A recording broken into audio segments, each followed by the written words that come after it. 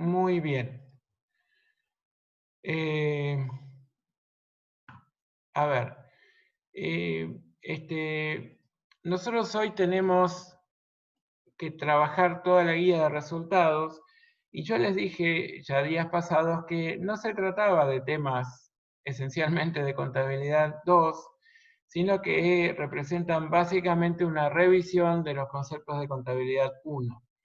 Entonces, lo que vamos a hacer es revisar desde lo básico hasta lo que tal vez tenga alguna relación un poco más estrecha con las cuestiones que vimos en modelos contables y encontrar allí justamente la unión entre lo que ya habían visto en contabilidad básica y lo que están trabajando ahora.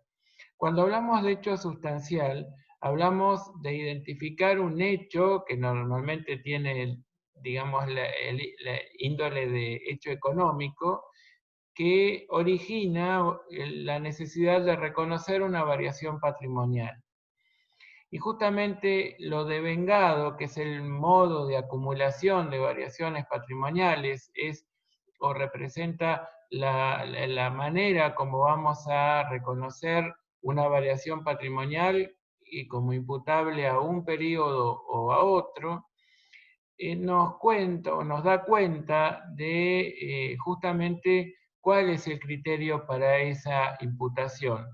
Y nos dice que las variaciones patrimoniales que deben considerarse como imputables a un determinado periodo son las que competen a ese periodo independientemente de lo que tiene que ver con el flujo de fondos, ¿sí? Y esto es importante porque nosotros o si nos guiáramos por lo percibido, entonces lo central sería justamente el flujo de fondos, pero nosotros nos guiamos por lo devengado, en donde tenemos en cuenta otras cuestiones. En particular, nosotros solemos decir, para aclarar el concepto de lo devengado, que se vincula estrechamente con el de realizado, ¿sí? Y justamente cuando hablamos de realización, que es uno de los tantos principios de contabilidad generalmente aceptados, los definimos como la situación que nos lleva a reconocer resultados económicos como imputables al periodo en que la operación, desde el punto de vista comercial o desde el punto de vista de la legislación vigente, queda perfeccionada, ¿sí? Pero no solamente atendiendo a la realidad económica, sino también ponderando todos los riesgos inherentes a la operación. Entonces, cuando nosotros decimos que existen tres maneras de imputar conforme a lo devengado una variación patrimonial a un periodo, eh, recorremos una serie de puntos que seguramente ustedes lo vieron casi al arrancar con contabilidad 1. Uno de ellos tiene que ver con que las variaciones patrimoniales están estrechamente vinculadas a un ingreso. Entonces, yo reconozco esa variación patrimonial como imputables al mismo periodo en el que reconocí el ingreso. Los gastos o digamos, eh, las,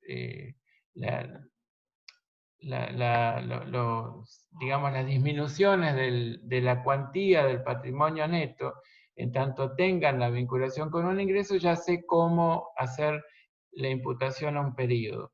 Si yo el ingreso debí reconocerlo en función del concepto de lo realizado, como perfeccionada la operación de compraventa en el periodo 5 y no en el periodo 6, aunque en el periodo 6 la haya cobrado, bueno, yo voy a entender que cualquier variación patrimonial estrechamente vinculada al perfeccionamiento de esa operación de compra-venta, pues la tengo que imputar al mismo periodo en que decidí imputar el ingreso por esa operación.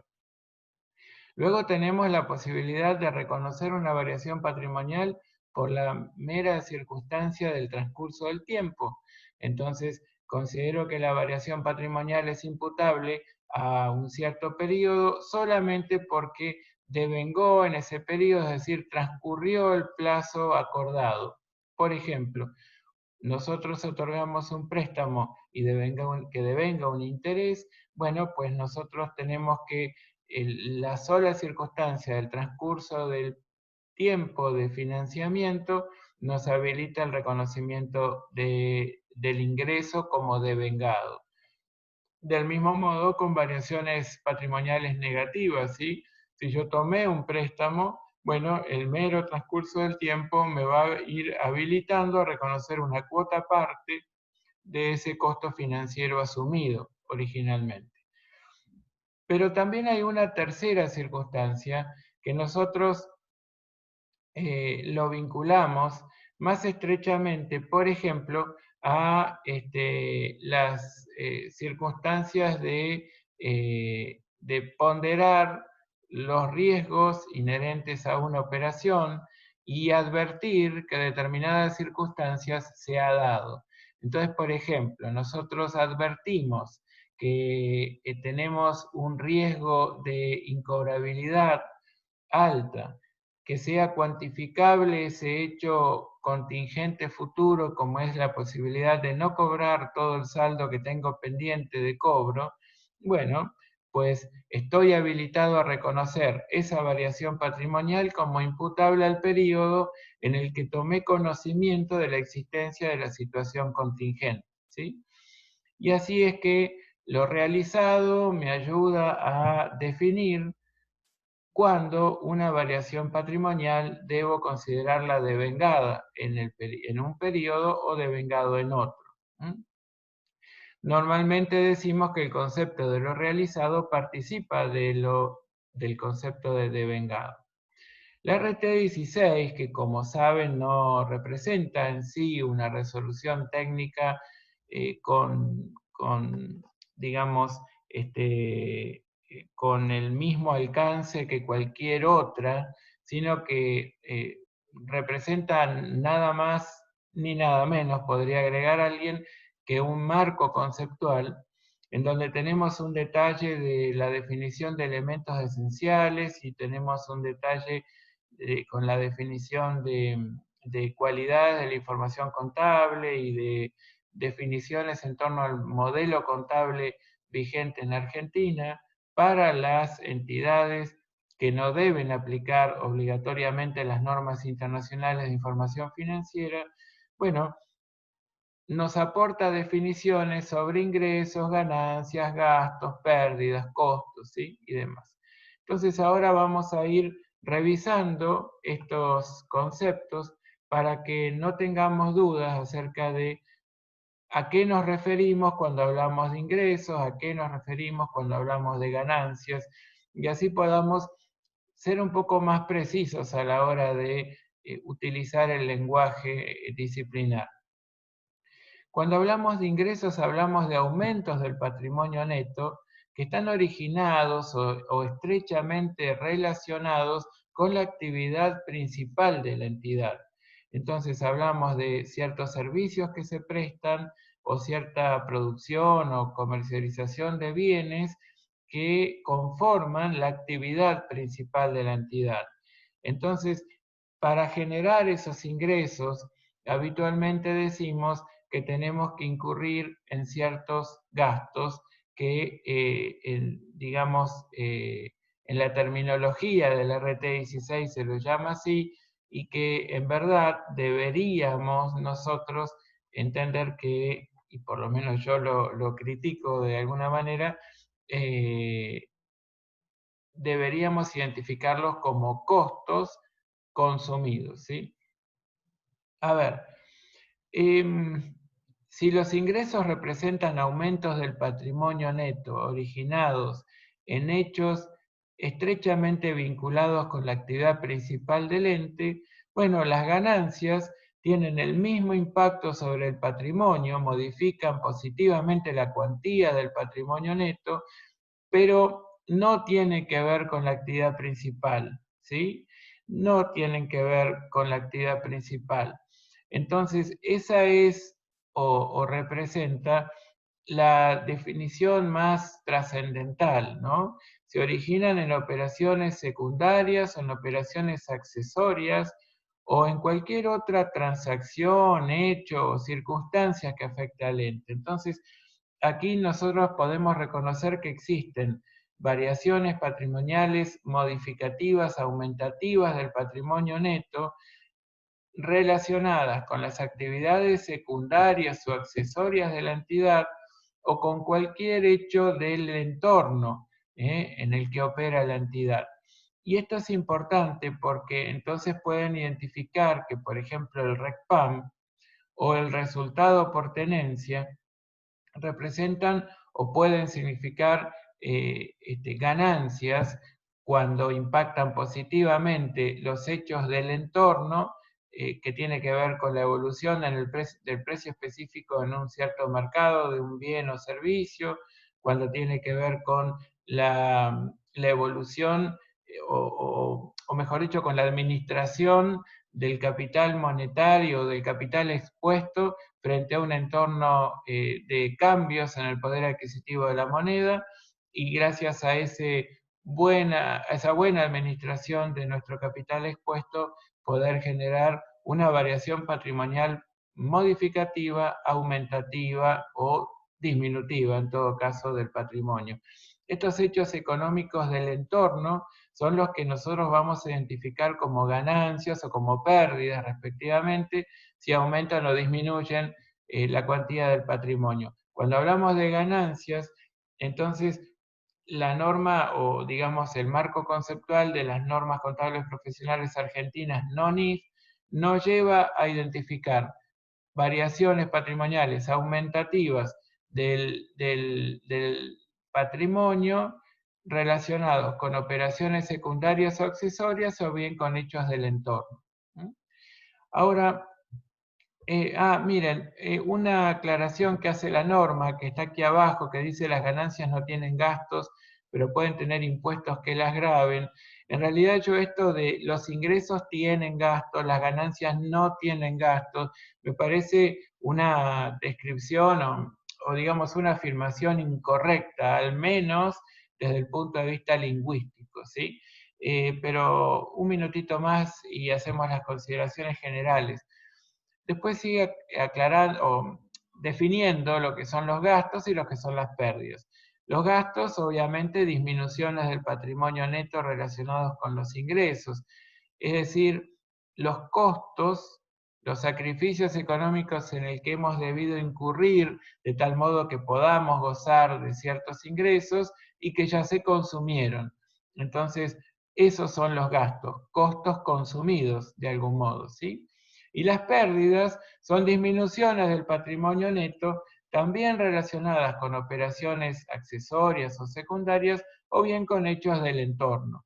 Entonces, justamente cuando nosotros notamos que sobre el patrimonio y su cuantía, un hecho económico del entorno afectó negativamente, lo reconocemos en base a algunas de las pautas que trabajamos hoy en relación a lo devengado y lo realizado y demás, lo reconocemos en la medida que no deriven, por supuesto, tanto en términos de ganancias como en de pérdidas, en relaciones estrechas con los propietarios, como pueden ser las distribuciones, ¿sí? De dividendos en favor de los propietarios. Claro que disminuye la cuantía del patrimonio neto, pero no son de modo alguno pérdidas, sino simplemente asignaciones que se hacen de resultados obtenidos con destino a la remuneración de la inversión que realizaron los accionistas, ¿de acuerdo?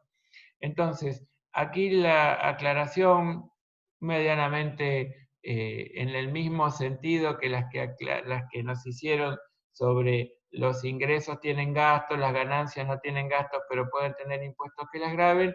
Dice, las pérdidas no están acompañadas por ingresos, pero pueden reducir las obligaciones impositivas. Claro, las ganancias pueden llegar a estar gravadas por el impuesto a las ganancias y en consecuencia aumentar el costo impositivo, o en el caso las pérdidas, algunas pueden ser tomadas como gastos deducibles y determinar un menor costo impositivo, o bien que eso no ocurra. Bueno, esta es una cuestión que ya lo vamos a ver un poquito más adelante cuando en el marco del taller trabajemos los conceptos de contabilización del impuesto a las ganancias por el método de lo diferido. Pero aquí hay algunas aclaraciones sobre lo que es la ganancia. Y fíjense que esta definición dice que es el valor positivo residual que como consecuencia de un flujo bidireccional de ingresos y costos incrementa el patrimonio neto de una organización medido según ciertas reglas convencionales, pero no debe pretenderse la identificación con elementos singulares del patrimonio. Bueno, perdón, ahí se me pasó una diapositiva. Acá, ¿a qué se refiere todo eso que está allí escrito? Que yo más que nada se los apunto para que les queden a ustedes como un elemento más y como un apunte más de los tantos que les proporcionamos, que igual lo pueden encontrar en la norma y demás. Ahora, ¿qué pasa acá? ¿Por qué estamos poniendo el foco en este tema de ganancias y viendo que puede haber incrementos, pueden darse incrementos de la cuantía del patrimonio neto derivados de operaciones, es verdad, pero también derivados de hechos del entorno, ¿sí? Entonces, en el marco de una contabilidad, un modelo contable tradicional, ya vinculándolo un poco más con nuestros temas, en un modelo tradicional había algún hecho del entorno que no derive de una transacción perfeccionada desde el punto de vista de las prácticas comerciales o de la legislación vigente y que sin embargo pueda generar una variación patrimonial modificativa, aumentativa, disminutiva del patrimonio neto, sí. De hecho, aún en el modelo tradicional podemos encontrar ese tipo de hechos económicos que el sistema contable debe ser capaz de receptar. Entonces, aquí lo que más importancia tiene de todas estas aclaraciones es que digamos, las ganancias pueden provenir de hechos que por lo devengado y en particular por lo realizado, nosotros debamos considerarlos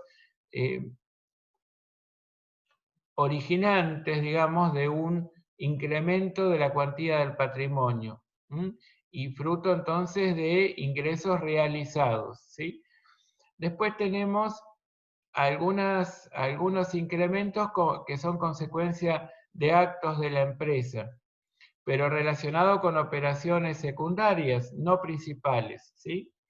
Y luego tenemos hechos vinculados con el medio, que por supuesto impacta y puede impactar positivamente sobre la entidad y en particular la cuantía del patrimonio. Ahora, en la medida en que los actos de la empresa involucran operaciones contractuales, la teoría del contrato como generador de la ganancia es valedera, pero no es la única causa. ¿Y se acuerdan cuando yo les hablaba de los cambios de paradigma, en donde pasábamos del paradigma de control patrimonial al paradigma de utilidad de la información contable hacia aproximadamente los años 90, 1990, y que decíamos a instancias de don Ricardo Matesich y Jorge Túa Pereda eh, que nos enseñaron a refrescar lo que es el proceso contable, en cuyo marco empezábamos a reconocer hechos susceptibles de registración que hasta allí se ignoraban básicamente.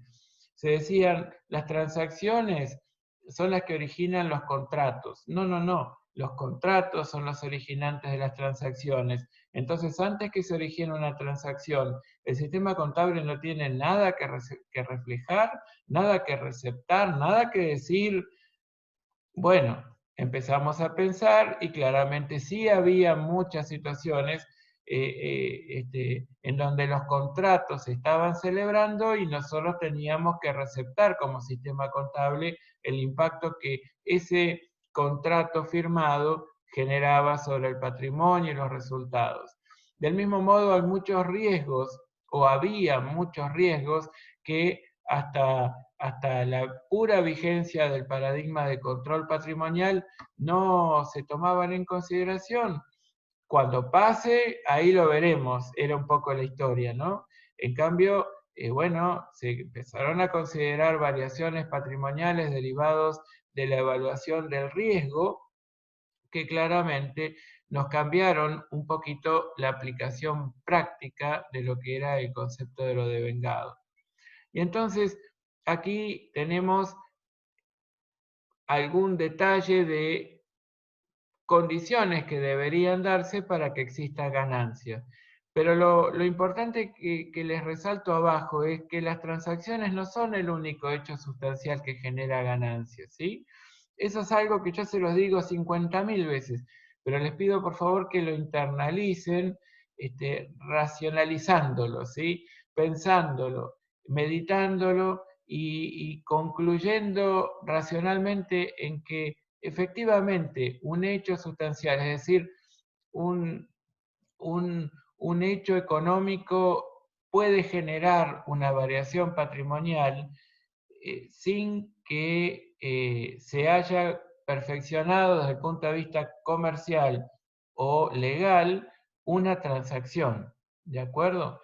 Entonces, esto cambia notoriamente la forma de llevar adelante el sistema contable, ¿sí? Y un poco hacemos, después lo leen, pero un poco hacemos alusión a todo esto que les vengo diciendo. Este es un cuadrito que está dentro de la guía y solamente para refrescarlos, ¿sí?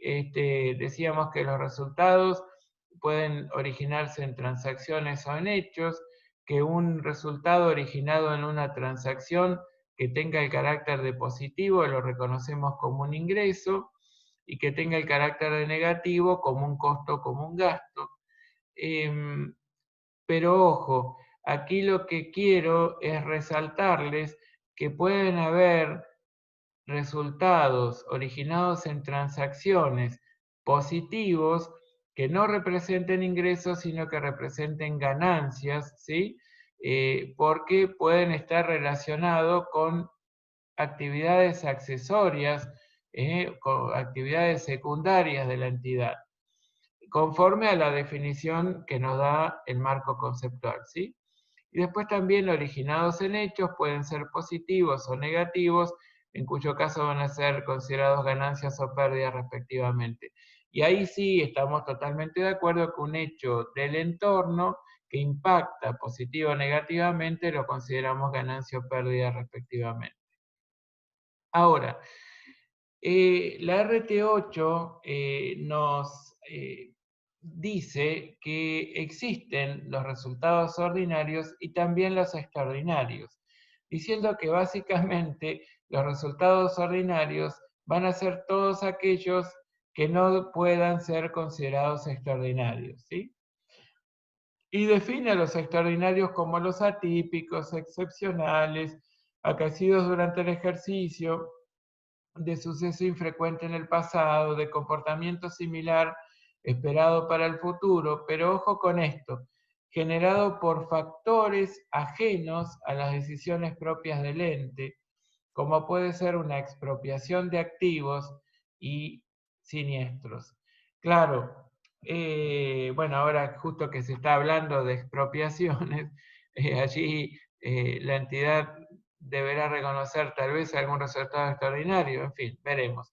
Pero a lo que me refiero es, o lo que se refiere a la norma, mejor dicho, no yo, es que los resultados pueden ser ordinarios o extraordinarios. Un resultado extraordinario no solamente se refiere a la tipicidad, a la frecuencia, digamos, muy estirada en el tiempo, eh, y que yo espero no se vuelva a dar en el futuro, fundamentalmente por factores ajenos a las decisiones de la entidad. Entonces, por ejemplo, ustedes pueden decir, a ver, ¿es excepcional o es extraordinario que yo tenga que reconocer un resultado por la venta de un rodado? No, porque si bien yo un rodado puedo pensar que puede tener una vida útil de, no sé, 400.000 kilómetros y que yo estima que esos 400.000 kilómetros los voy a realizar en 8 años y que después de esos 8 años,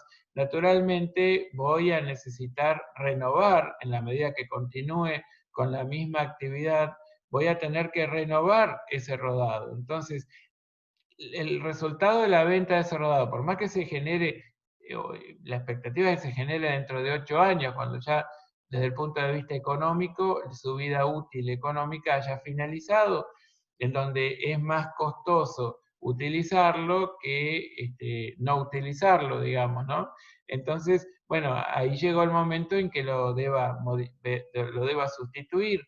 Entonces, ¿eso será extraordinario? No, es ordinario. La propia decisión deriva de una decisión administrativa de la entidad en donde se aprecia, más allá de las indicaciones del fabricante, cuál va a ser el ritmo de consumo de ese costo asumido, y de ese sacrificio económico en el que incurrimos para incorporar ese bien. Entonces, sigue siendo ordinario. La venta de una inversión permanente también puede ser y debe ser considerada ordinaria. En general, todos los hechos económicos mayoritariamente son ordinarios, pero los extraordinarios no solamente son los que reúnen esas condiciones de atipicidad, de excepcionalidad y demás, sino fundamentalmente por el hecho de que son generados por el entorno. De ningún modo intervino digamos, la entidad a nivel decisorio, ¿sí? Es algo que es impuesto por las circunstancias, ¿sí? Entonces, naturalmente, bueno, lo voy a tener que considerar extraordinario solo en estos casos.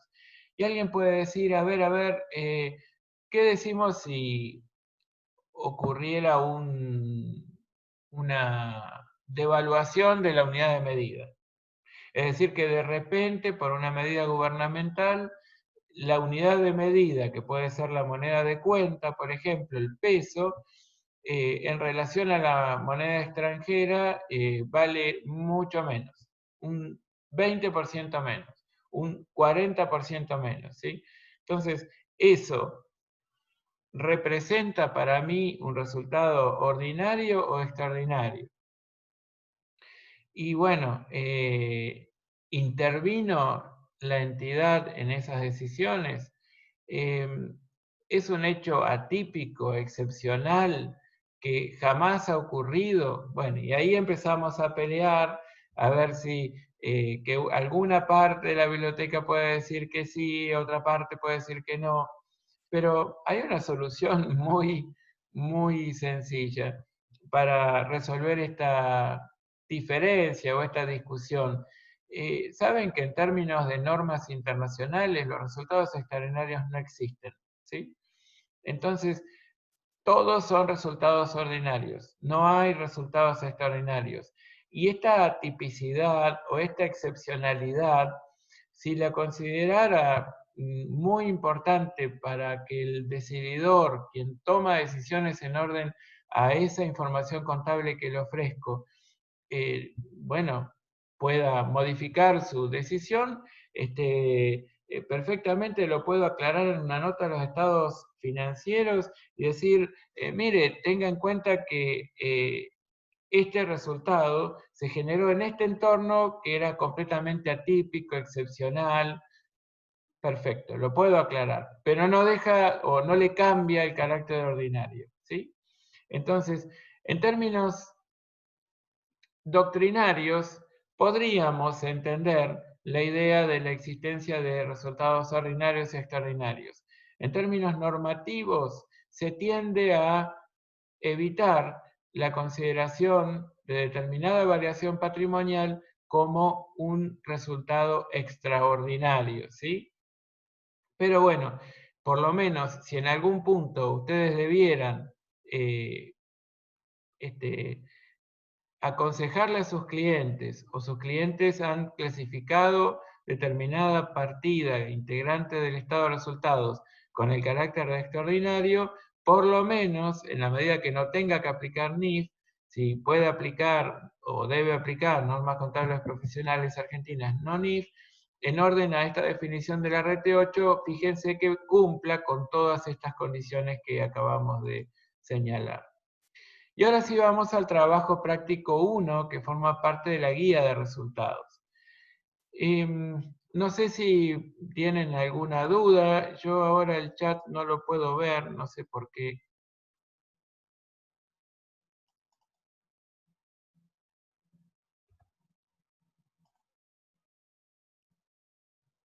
Bueno, a ver. Voy a dejar de compartir.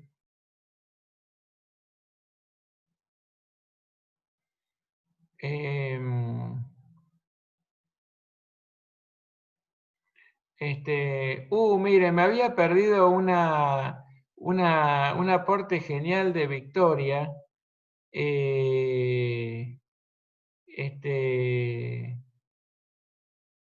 Que realmente es un ejemplo, ¿sí? En cuanto a su comportamiento, su seguimiento.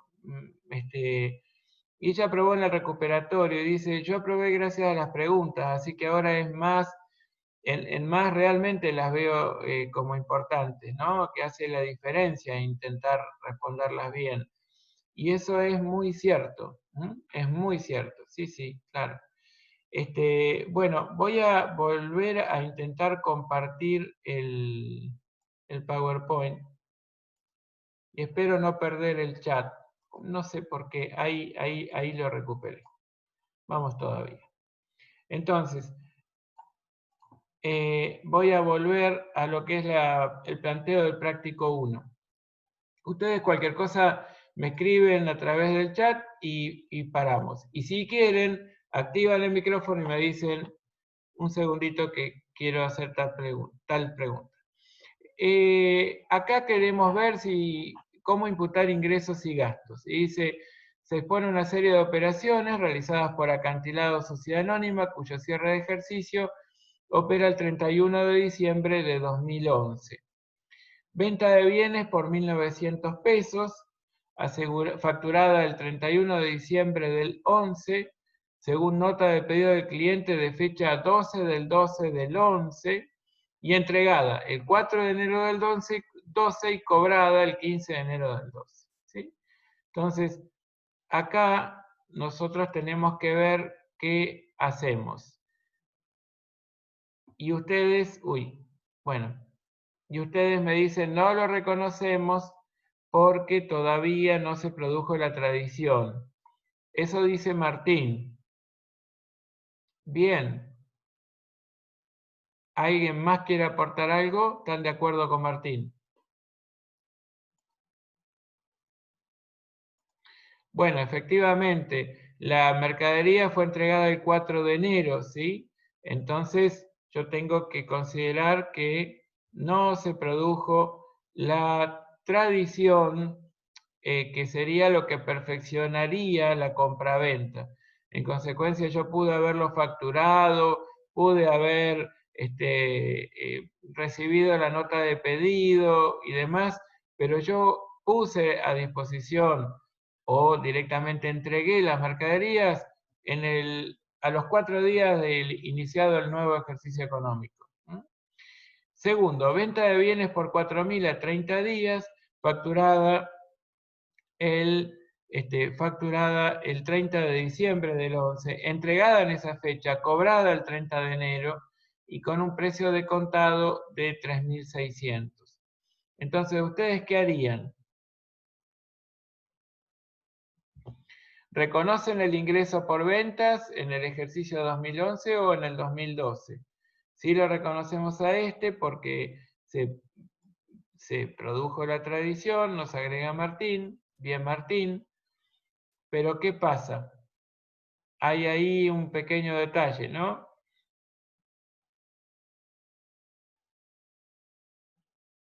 Bien, como dice la RT, aclara y sin importar si fue cobrado o pagada, perfecto.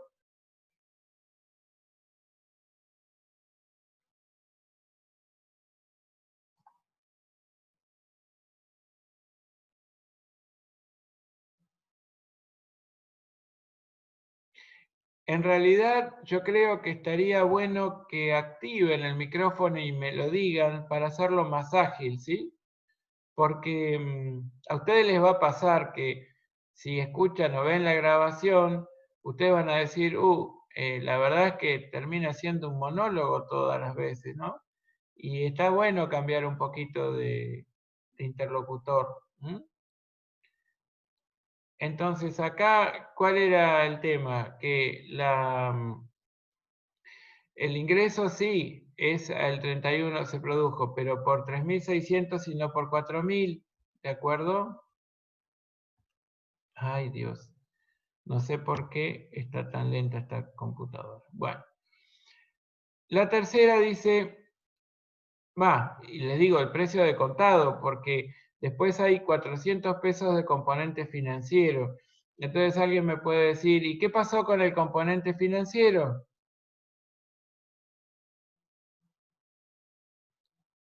Eventualmente alguien me puede decir, y bueno, si todos los meses tienen 30 días, no devengó ni un día, porque fue ese día de cierre, ¿sí?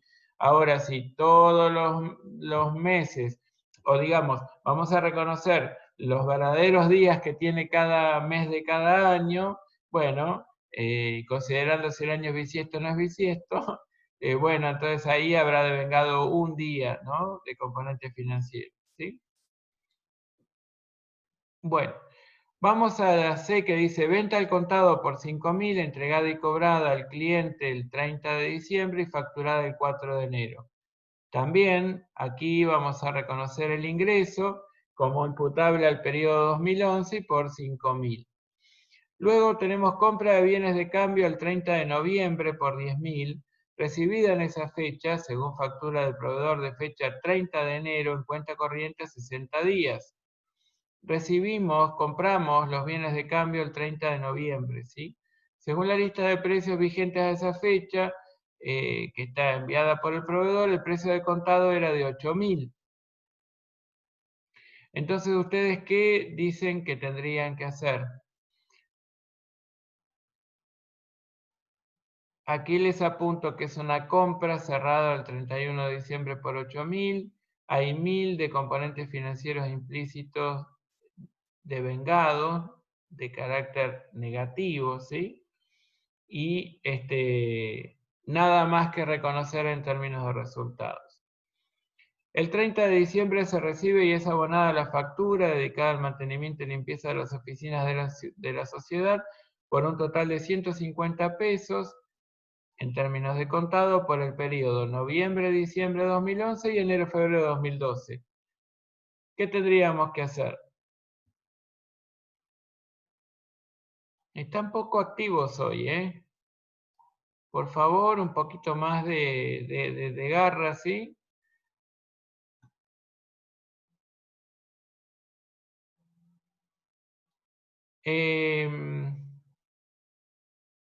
Reconocemos los meses del 2011 en el 2011 y los otros dos del 2012, correcto. Eso mismo es lo que nos aclara Victoria y Martín también está de acuerdo. Por ende, vamos a reconocer 75 pesos como un gasto en el ejercicio 2011 y como un gasto pagado por adelantado de 75 pesos para el 2012, ¿sí? El 2 de febrero del 2012, 2 de febrero, ¿sí? Nosotros cerramos el 31 de diciembre, se recibe del Departamento de Ventas el informe sobre las comisiones reales abonadas a los vendedores por el mes de diciembre de 2011, por un monto de 10.000. La estimación efectuada por contaduría el 31 de diciembre ascendía a 8.500 y ya había sido contabilizado el pasivo con cargo de resultados del 2011 por 8.500. Entonces yo les digo, ¿qué harían ustedes?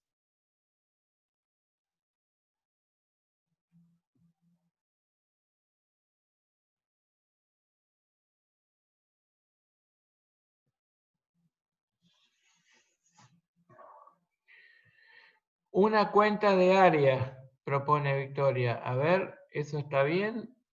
Para que todo esté en el 2011. Pero ¿por qué área? Si el 2 de febrero está ocurriendo algo muy revelador, pero todavía muy probablemente no hemos emitido el estado contable del 31 de diciembre. Área sería si yo estuviera cerrando el ejercicio al 31 de diciembre de 2011 y descubriera que hay algo que afectó los saldos de inicio, es decir, los saldos de cierre del periodo inmediato anterior.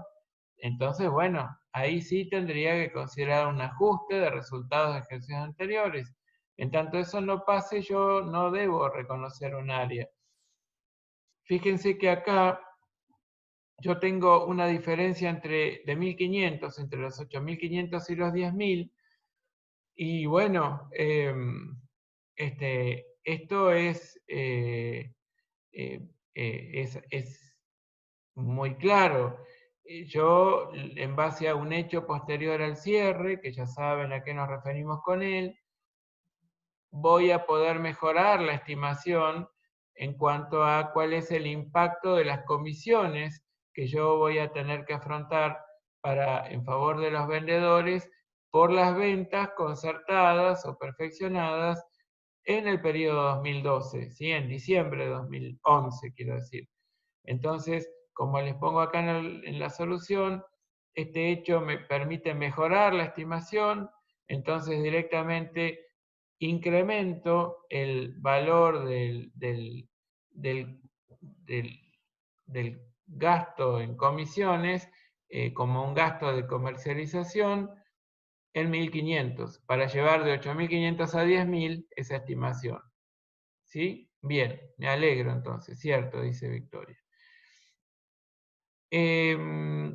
Bueno, y además, perdón, acá no lo había leído, pero estaba aclarado que a esta fecha no se habían concluido las tareas de confección de los estados contables del 31 de diciembre del 11. Yo lo había leído incompleto, perdón.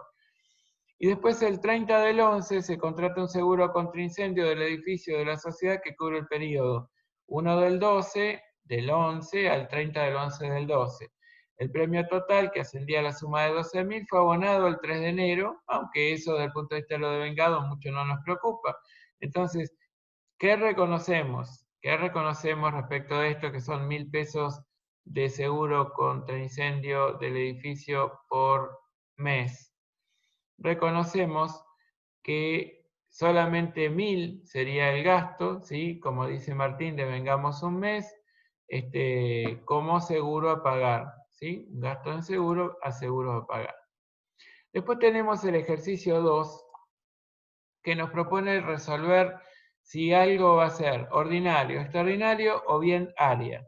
Y acá podemos hacer un poquito, más allá de apuntarles allí ya la solución, porque todo esto es contabilidad 1, y yo diría dentro de contabilidad 1, contabilidad 0 casi, ¿sí? Resultado por la venta de una inversión permanente significativa. Yo les dije dentro de mi speech sobre resultados ordinarios que si bien una inversión permanente, justamente yo apliqué fondos normalmente significativos con el ánimo de permanencia en el patrimonio de esa inversión. Claramente yo lo hice pensando en tener esa inversión por un tiempo prolongado. Pero ¿qué pasa? No es necesariamente algo en lo que haya invertido para siempre, pero entonces la venta de una inversión permanente significativa me transforma a mí al resultado que me puedo generar la venta en un resultado extraordinario? No, sigue siendo ordinario, ¿sí? ¿Y por qué? Bueno, porque no puede ser tildado de extraordinario. ¿Y por qué no puede ser tildado de extraordinario? Porque si bien tiene cierta característica común en cuanto a la infrecuencia, la tipicidad, que yo no espero que una inversión permanente la venda enseguida y demás, hay algo que es central. Yo la vendí por decisión de los administradores del negocio social. Eso ya, solo eso lo convierte en ordinario. Solamente me pudo haberme significado un resultado extraordinario si yo me tuve que deshacer de una inversión permanente por una expropiación, ¿sí? Que el Estado venga y diga, me interesa esto, alguien diga, exprópiese, y en consecuencia, yo no tenga más remedio y lo que me genere, el resultado que me genere esa acción, bueno, pues perfectamente lo puedo calificar o describir como un resultado extraordinario. Después tenemos gastos de planta inactiva. Los gastos de planta inactiva de vuelta terminan siendo una consecuencia de una decisión. Entonces también sería ordinario. El efecto del cambio de método de asignación de salidas de WhatsApp PEPS sobre la existencia inicial de productos terminados. Miren, la existencia inicial representa la existencia final del periodo anterior. La existencia final, determinada de cierta forma, por ejemplo, con un método WEPS o PEPS, no importa en este caso cuál, obviamente tuvo impacto sobre el costo de los productos vendidos, ¿sí? Porque si yo tomo que los primeros que entran son los que vendo o los últimos que entran son los que vendo, en primer término, bueno, los que me quedaron van a ser los últimos que compré o los más viejos, respectivamente, según cada uno de esos métodos. Entonces, ¿va a tener impacto el hecho de que modifique la existencia inicial de un periodo en términos de los bienes de cambio, de la medición de los bienes de cambio? Y sí, porque en realidad la existencia inicial es la final del periodo o del ejercicio inmediato anterior. En consecuencia, ¿debería imputarlo a ARIA esa variación? Bueno, vamos a ver un par de cosas. En principio, el grado de significatividad de la variación. Aunque yo llegue a la conclusión de que claramente debería imputarlo a ARIA, si yo no tuve no tuvo un impacto significativo, si verdaderamente la modificación la hice porque considero que es un criterio mejor que refleja el flujo de los bienes de mejor modo y que no necesariamente por el impacto en resultados, sino fundamentalmente por atender la realidad económica, perfecto. Yo tengo que analizar de cualquier modo la significatividad. Si se trata de un impacto significativo, pues registraré el área, aun cuando yo no tuve la intención de ir o modificar hacia atrás con el ánimo de perjudicar o beneficiar a los ejercicios anteriores en cuanto a los resultados determinados. Bueno, el impacto significativo me puede habilitar a reconocerlo como un área. Aquí entonces, si bien apunto área en cuanto a que cambiar la existencia inicial importa cambiar la existencia final y que cambiar la existencia final importa modificar lo que imputé a costos de lo vendido en el ejercicio inmediato anterior y conceptualmente me habilitaría a considerar un área, siempre me gusta aclarar que las áreas son muy fáciles de registrar, pero generan un impacto muy importante desde el punto de vista político, desde el punto de vista económico, para lo que es el ente. ¿Por qué? Porque yo muchas veces, en función del stock de resultados netos de un cierto periodo, es decir, del resultado neto de un cierto periodo, yo decidí, o como órgano de gobierno, digamos, el órgano de gobierno decidió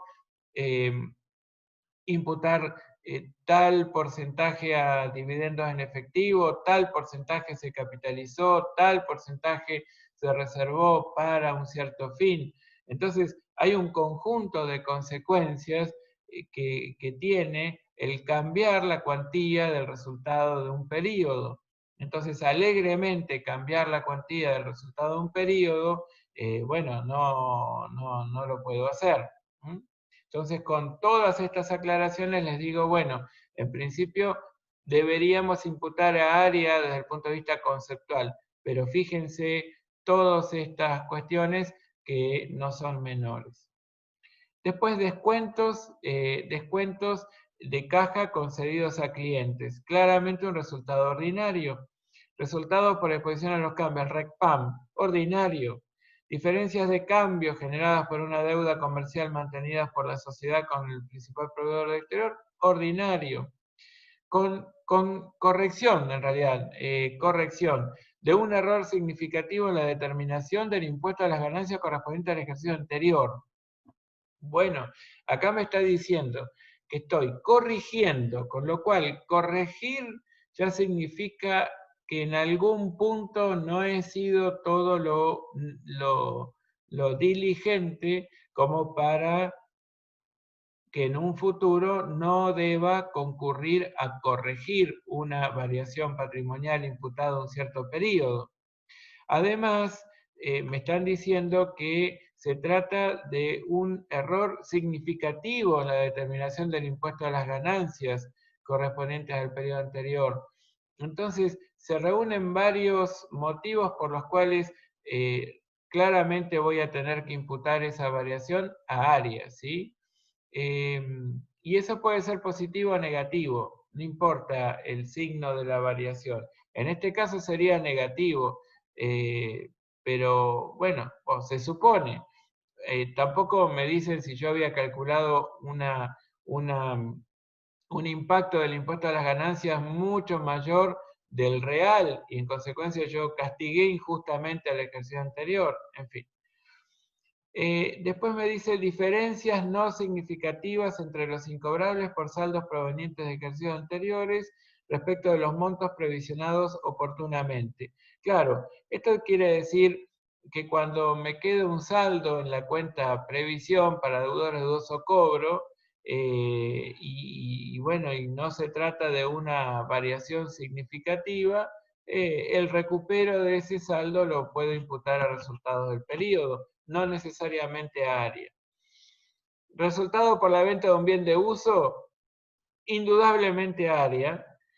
No importa que pase cada 10 años, cada 50, no importa. Quebranto significativo por un siniestro que destruyó la mayor parte de la planta industrial. Claro, acá no decidió la propia entidad prenderlo fuego. Entonces, esto es claramente un impacto sobre el patrimonio derivado de un hecho del entorno, de un siniestro puntualmente. En consecuencia, es claramente extraordinario. Y el resultado por tenencia es un resultado claramente ordinario. Ustedes, por favor, paren, ¿sí? Si quieren preguntar algo, reflexionar. Si no, seguimos.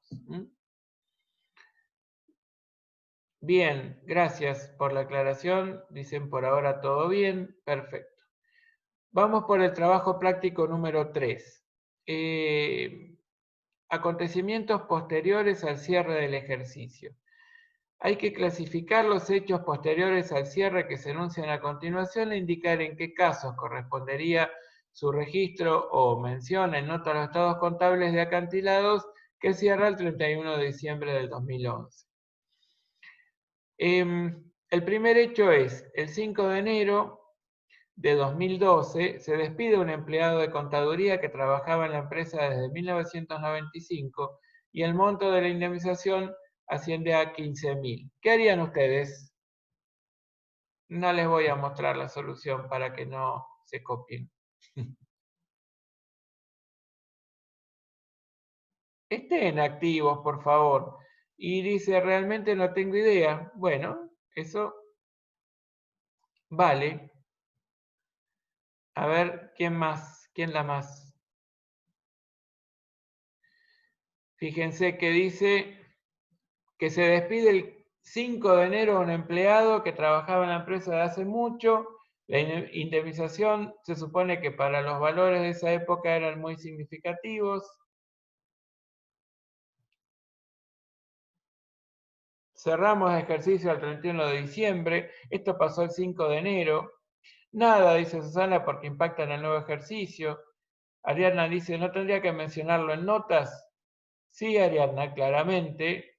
Se imputa el año 2012, aclara Victoria Díaz. Sí, claro, es verdad, se imputa el ejercicio 2012, pero como se trata de una cuestión muy significativa, despedir a un empleado de mucha antigüedad y que por supuesto va a tener un impacto en resultados importante, podría mencionarlo en nota a los estados contables, nunca en el libro diario, porque claramente pasó después del cierre de ejercicio y no por una decisión tomada antes del cierre de ejercicio.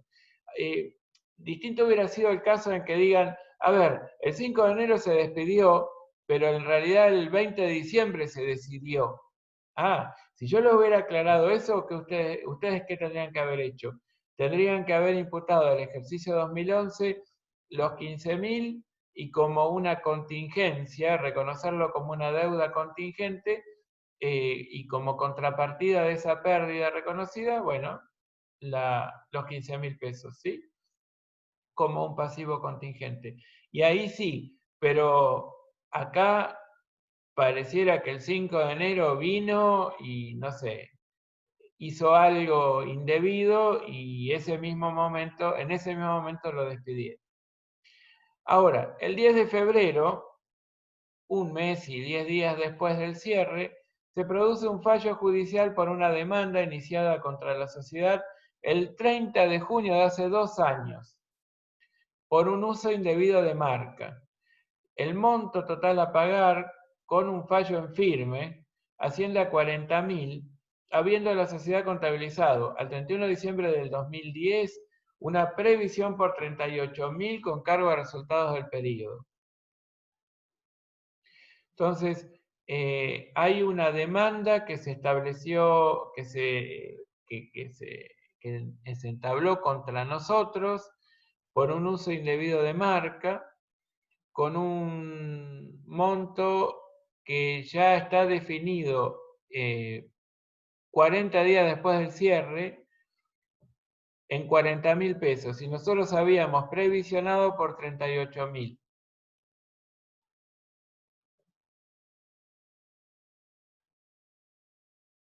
¿Aumentar la previsión en 2011 por 2.000? Pregunta Susana. ¿Les parece? Claro, este es ¿el hecho generador es anterior? Sí, porque el hecho generador es, el hecho generador es el inicio de la demanda. Ahora, ¿cuál es el hecho contingente? El hecho contingente es perder el juicio por uso indebido de marcas. ¿Hay alta probabilidad de ocurrencia? Miren, hay un fallo en firme que como hecho posterior al cierre nos demuestra que sí, que lo perdimos, ¿de acuerdo? Y el fallo en firme significa que ya no queda ninguna instancia frente a la cual ustedes pueden llegar a apelar para que revisen esa sentencia y tal vez la reviertan. Bueno, además, ¿es cuantificable ese hecho contingente? Sí, ya está el fallo en firme y define que tienen que pagar 40.000. Entonces, claramente, lo que tendríamos que hacer es ajustar la previsión por 2.000, mostrándola en 40.000, ¿sí? Pero como dice Ariadna, dice, tendría que usar área, no lo dice en términos de digamos, de interrogación, sino lo afirma, tendría que usar ARIA. Y yo digo no, en este caso no, porque si bien es una demanda de cierta vieja data, porque en realidad se entabló en junio del año 2010 y nosotros estamos cerrando el 31 de diciembre de 2011, hace un año y medio nos iniciaron el juicio.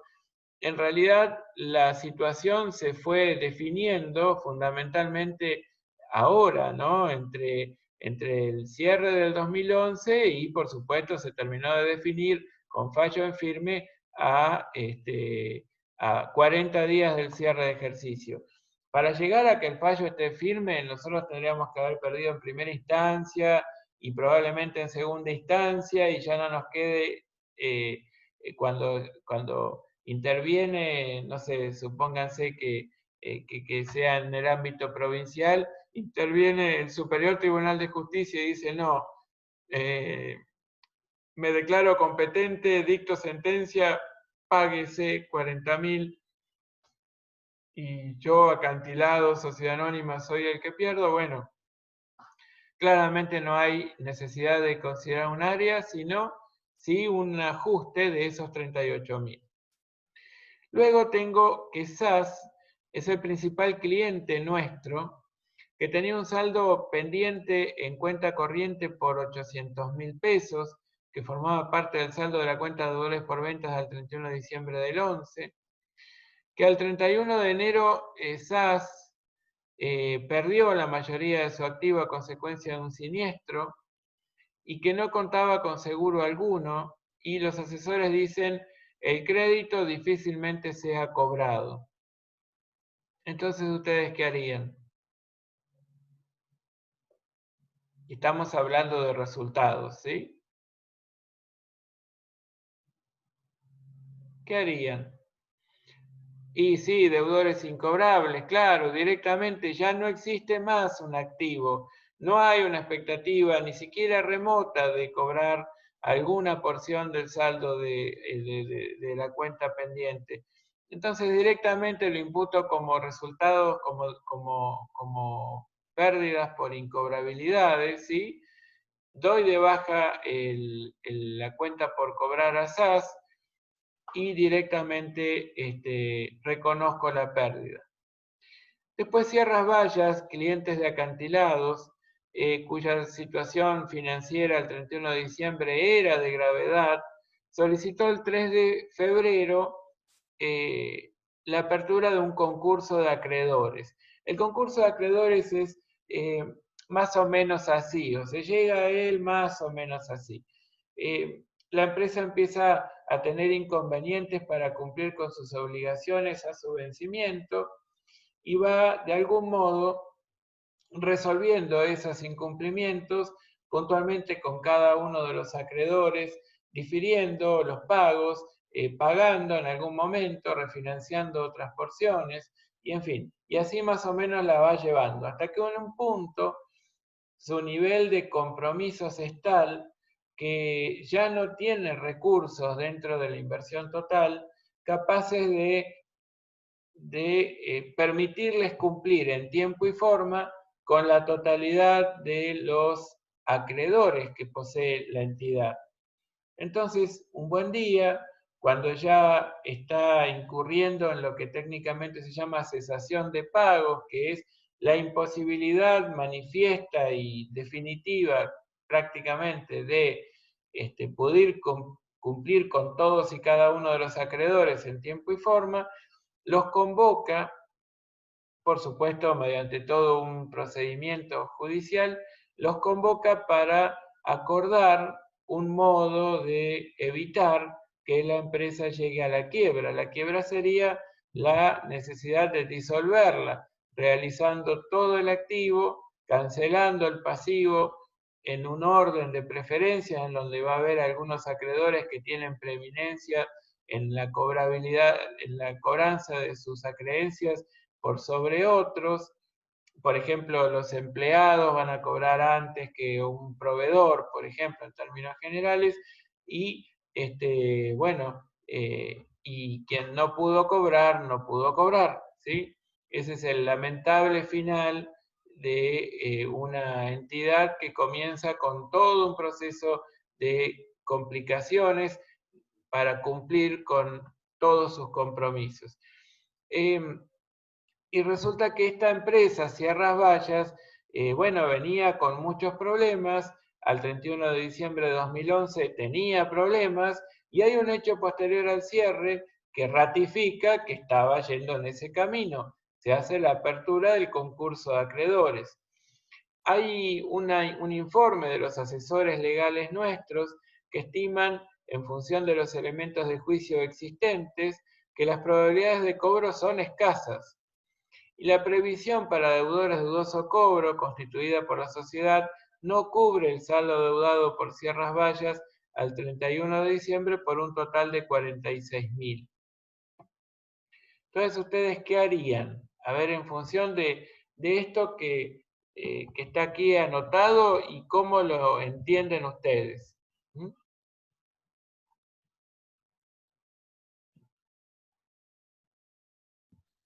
Una parte la uso con la previsión, profe, y la otra lo mando a deudores incobrables, ¿o no?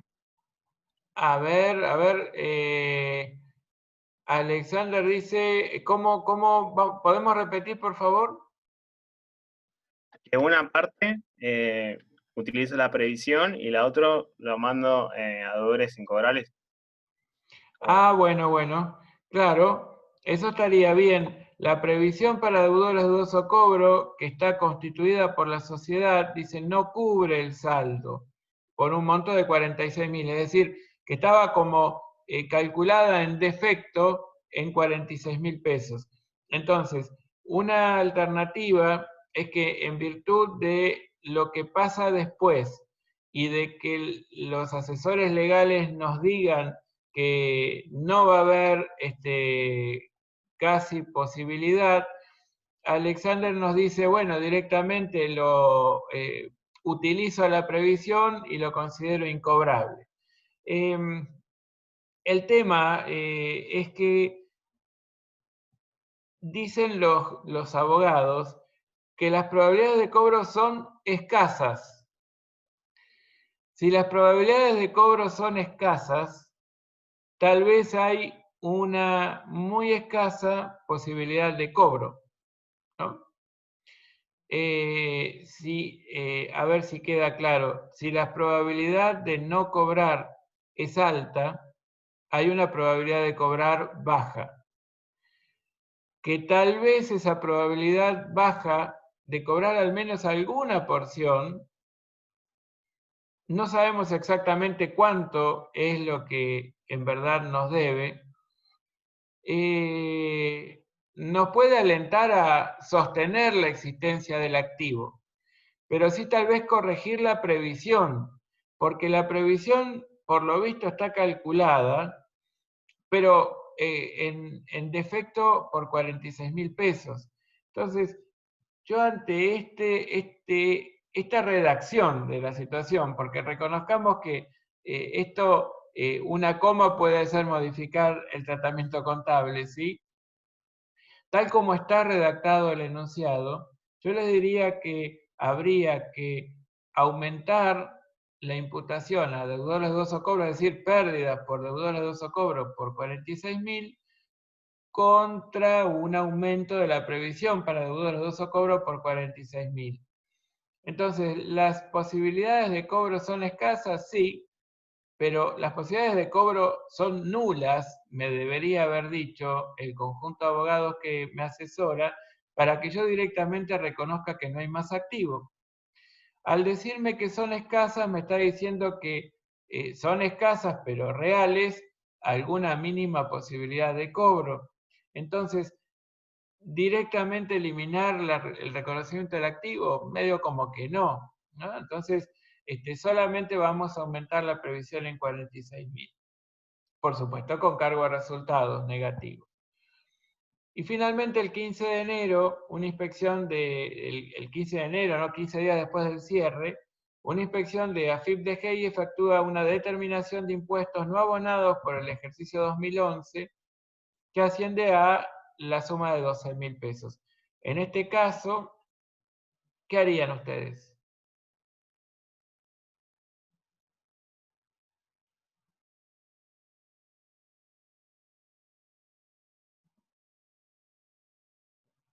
Silencio de radio. Aumentaría la previsión, informaría en notas.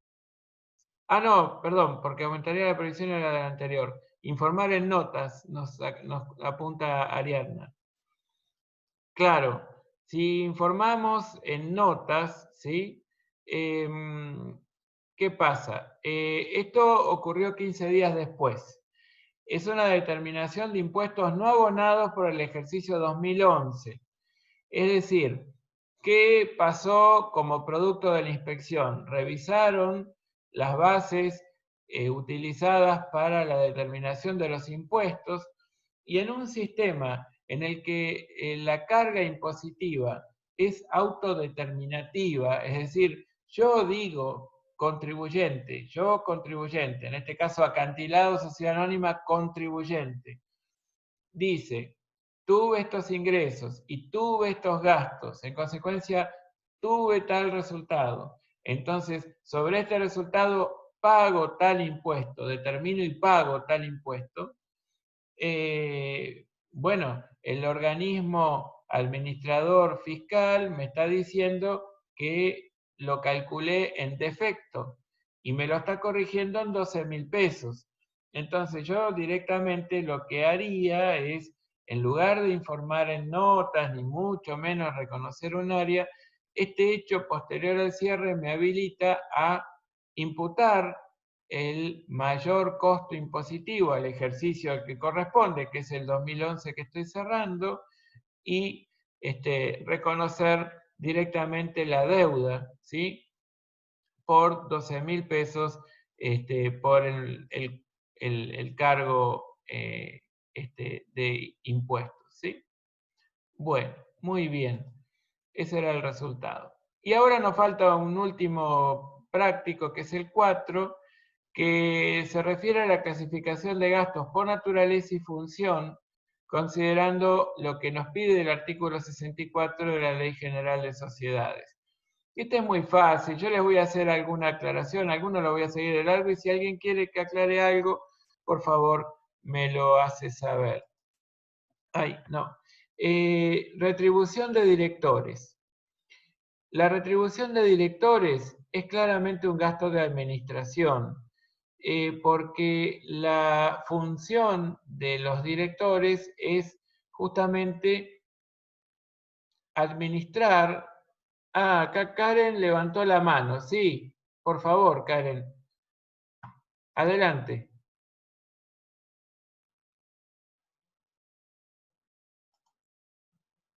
Muy bien por esa práctica, ¿sí?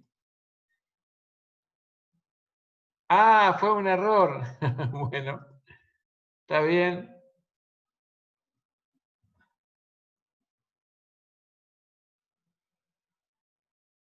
Bueno. A ver, la retribución de directores, no, me encantó el haber levantado las manitos, porque si ustedes hacen clic en participantes, normalmente es el modo como alguien tiene que pedir el uso de la palabra, ¿no? Así que bueno, estaba siempre atento y nunca ocurría, bueno, primera vez, pero fue por error. Eh, en fin, retribución de directores. Gastos de administración, ¿por qué? Porque les decía que los directores tienen por fin ocupar el órgano de administración de la sociedad, que tiene básicamente tres órganos: el órgano de administración, el órgano de fiscalización y el de gobierno, que es el que constituye la reunión de accionistas, de socios, en fin. Entonces, cuando clasificamos los gastos por naturaleza y función, bueno, decimos gastos de administración, comercialización, financiación y otros gastos. Y ¿qué tipo de gastos? Retribución de directores, publicidad y propaganda, contingencias laborales, en fin. Entonces, ahí vamos clasificándolos. publicidad y propaganda, normalmente gastos de comercialización. ¿Siempre va a ser así? No, puede que no. Puede que hayamos incurrido en algún tipo de publicidad institucional, ¿sí? Y en consecuencia lo distribuya o lo impute directamente a otros gastos, ¿sí? Y alguien me puede decir, ¿y no lo podría considerar un intangible? Podemos volver a discutir bastante sobre si esto debería o no debería imputarse resultados, y en fin. Y por eso es que siempre les digo, es bueno investigar, hay muchos puntos en donde la disciplina todavía no halló una respuesta eh, válida y entonces, bueno, podemos, podemos discutir y tal vez llegamos a una solución distinta a todas las que hasta hoy conocemos, ¿sí? Contingencias laborales. Bueno, si la persona trabaja en el sector de administración, le imputaría administración, si trabaja en el sector de comercialización, a ese sector. Amortización de equipamientos de oficina, a gastos de administración. Amortización de los rodados de la flota de reparto, claramente comercialización. Intereses a proveedores, gastos financieros, intereses a entidades financieras, también financieros, diferencias de cambio generadas por activos.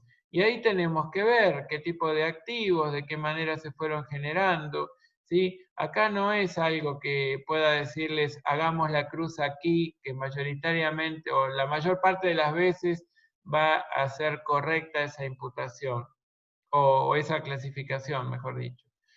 Bueno, los gastos de comercialización son de comercialización, los deudores incobrables, normalmente de comercialización, los fletes también, las donaciones, normalmente los imputamos otros gastos, los impuestos, tasas y contribuciones pueden estar grabando tanto a lo que es la administración, la comercialización o lo que es la financiación. Descuentos con tarjeta de crédito y débito también a gastos de comercialización, gastos de papelería, útiles de oficina, administración y vigilancia del depósito de las mercaderías, naturalmente a gastos de comercialización, ¿sí? Bueno, esto que es un repaso, es muy importante porque saben que muchos de los errores que se cometen por no aplicar bien, por ejemplo, el concepto de lo devengado, por no aplicar correctamente el análisis de los hechos posteriores al cierre. Y la verdad es que son cosas que individualmente consideradas son como sencillas. Creo que la mayor parte de ustedes va o puede entender a qué nos estamos refiriendo cuando trabajamos un hecho posterior al cierre, pero decidir el tratamiento contable que surge de su consideración parece a veces que no se tratara de una cuestión menor.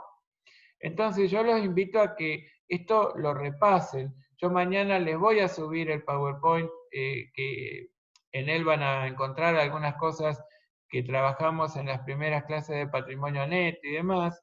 Y bueno, y me gustaría que realmente lo atiendan y que vuelvan a ver las clases relacionadas con patrimonio neto, que entre mañana y pasado voy a hacer todo lo posible por subirlas.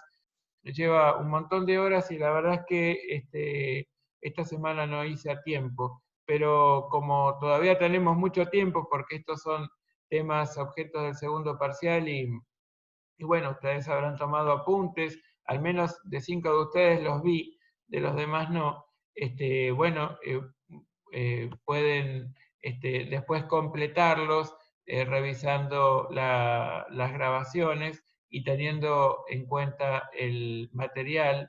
¿Sí? Respecto a algunos puntos de patrimonio neto ya están subidos los materiales sobre los casos 3, 4 y 9 y 10, pero bueno, después les voy a subir esto también. A ver, con respecto a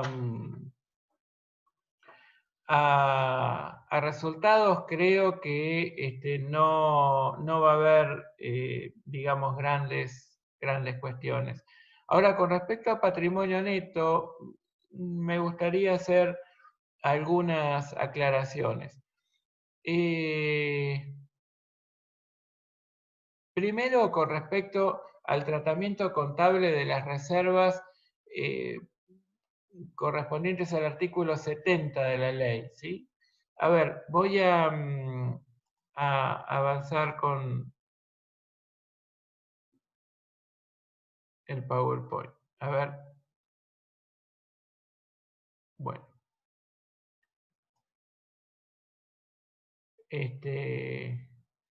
Agustina, sí, me encantaría verlos, por favor, ¿sí? Nos aclara que no había visto el mensaje que necesitaba o les pedía que me envíen los apuntes, pero sí me encantaría. Bueno, un pequeño problemita técnico que no puedo modificar. Pero les decía, el artículo 70 de la Ley General de Sociedades, en su primer párrafo, gracias Agustina, en su primer párrafo dice que deben imputarse a reservas con carácter de reserva legal, simplemente porque nos lo obliga a hacerlo la Ley General de Sociedades,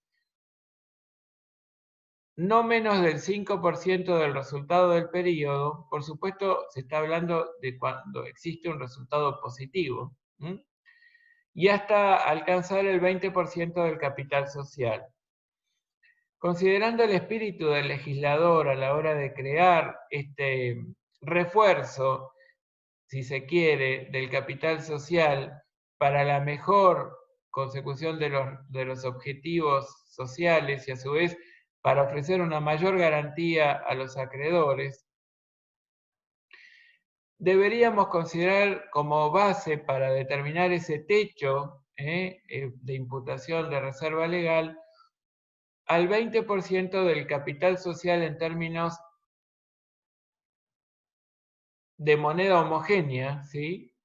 Y no solamente en términos de moneda homogénea, sino en términos reales, atendiendo a la realidad económica de ese capital. Entonces, por ejemplo, si están virtualmente finalizados los trámites tendientes a un incremento del capital social, yo debería integrarlo en lo que es la base de cálculo de este techo. Si estoy en un entorno de inestabilidad de la unidad de medida utilizada, pues también debería homogeneizar el capital social justamente para tener una base en moneda homogénea, ¿sí? Por supuesto, en la medida que el modelo contable en el que esté trabajando me permita homogeneizar la unidad de medida.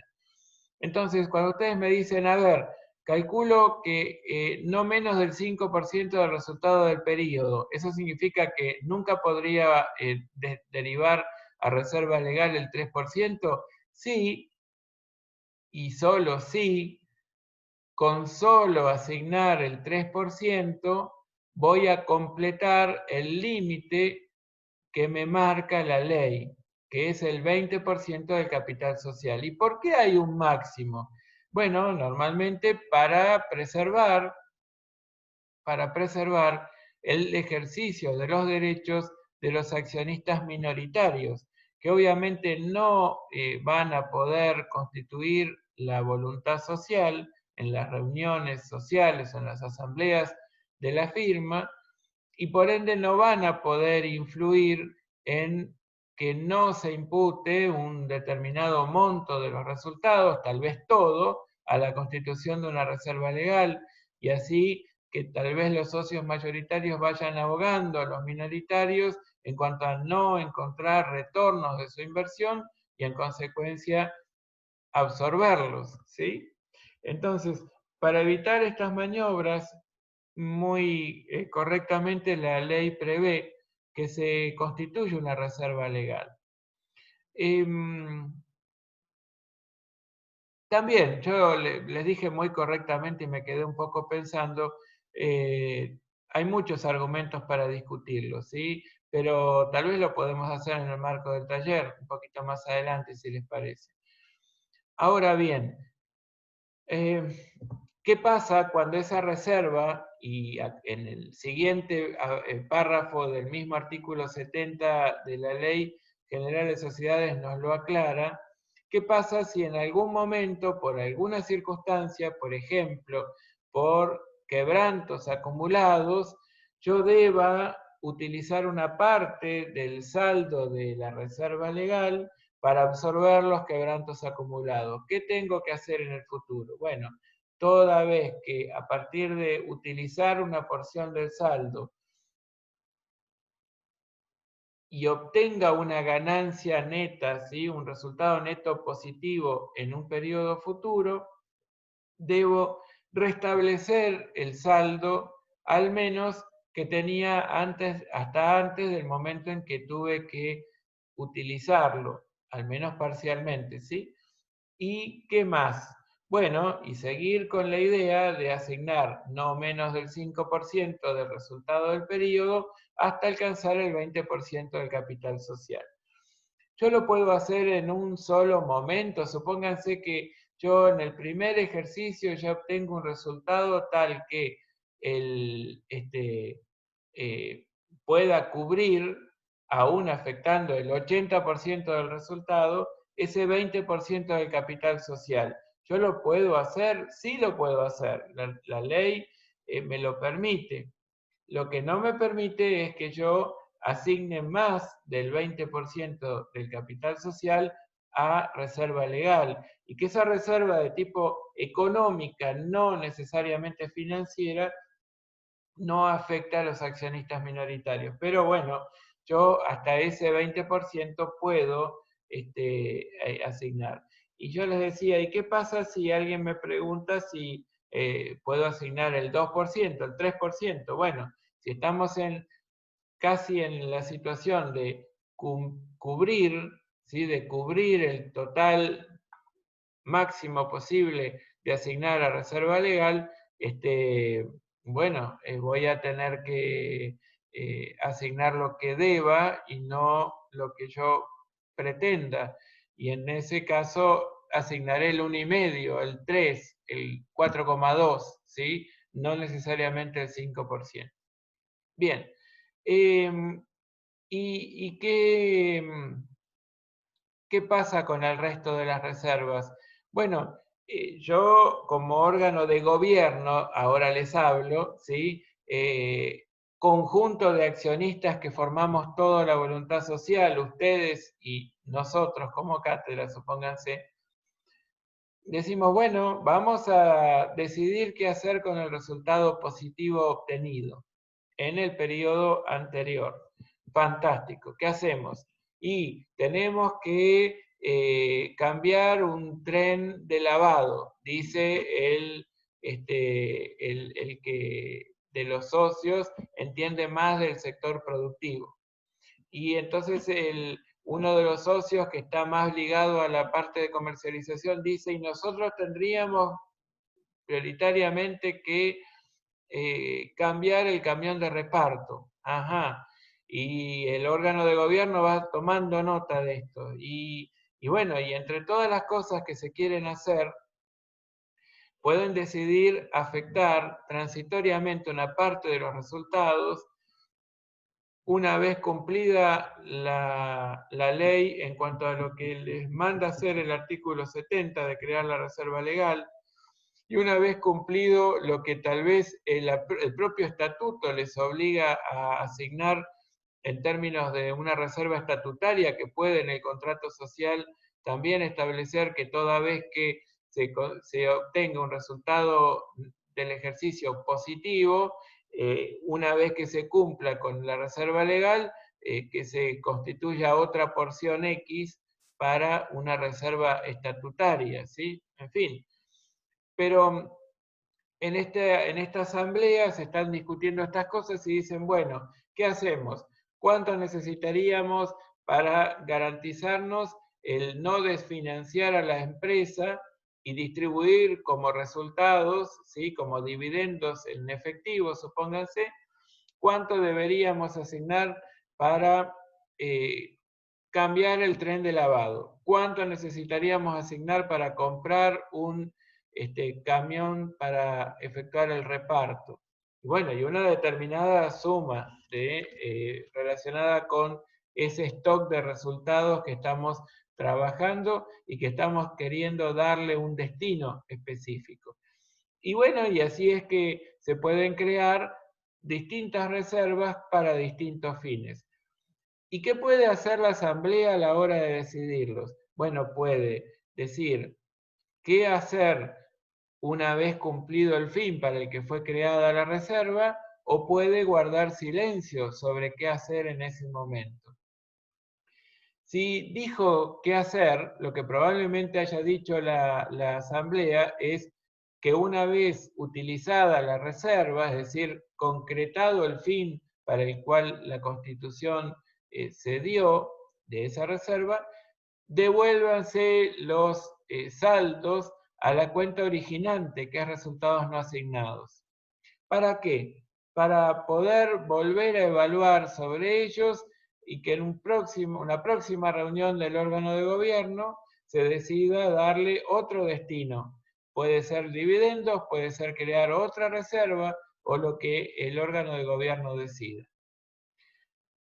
Pero si guardó silencio sobre qué hacer una vez cumplido el fin para el que fue constituida esa reserva, simplemente nosotros tenemos que a esa cuenta patrimonial, el patrimonio neto reserva para XX, tenemos que saldarla contra otra cuenta también patrimonial y también del patrimonio neto, que se va a llamar igual que la que queremos saldar, pero agregándole una palabra mágica que es utilizada. Y a continuación, incluir dentro del orden del día de la próxima asamblea que reúna a los socios como órgano de gobierno, decir que tienen que darle un destino específico a ese saldo de esa cuenta reserva para X propósito utilizada. ¿Me de acuerdo? Entonces, esa cuenta también es patrimonial del patrimonio neto, pero dice reserva para renovación de maquinaria utilizada. ¿De acuerdo? Bien. Esto es con respecto a una aclaración que les quería hacer con las ganancias reservadas que me pareció que necesitaban en función de los últimos acontecimientos. Y después